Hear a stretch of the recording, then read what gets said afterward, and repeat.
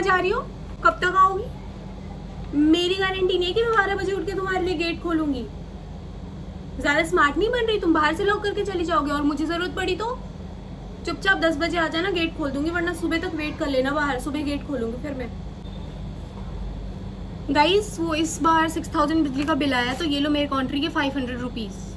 हाँ मेरे इतने ही बनते हैं क्योंकि पूरे दिन तो मैं कॉलेज रहती हूँ, तो पूरे दिन एसी तो तुम ही लोग यूज़ करते हो, तो और ये लाइट्स वाइट्स भी तुम्हारी ही है जो फालतू के तुम जलाते रहते हो, तो मेरा इतना ही बनता है, टेक इट। यार सुनो, अगर रात को एसी चलेगी तो फैन ऑफ रहेगा क्योंकि फैन से कूलिंग कम हो जाती है। ऑल्सो अगर किसी को ठंड लग रही है तो अपना ब्लैंकेट यूज़ करे, क्योंकि गर्मी के मौसम में भी अगर तुम्हें ठंड लग रही है तो इट्स नॉट माई प्रॉब्लम। और बिजली का बिल भी बहुत ज़्यादा आता है because of you only. Excuse me guys, fridge में मेरी आइसक्रीम रखी हुई थी, किसने खाई है?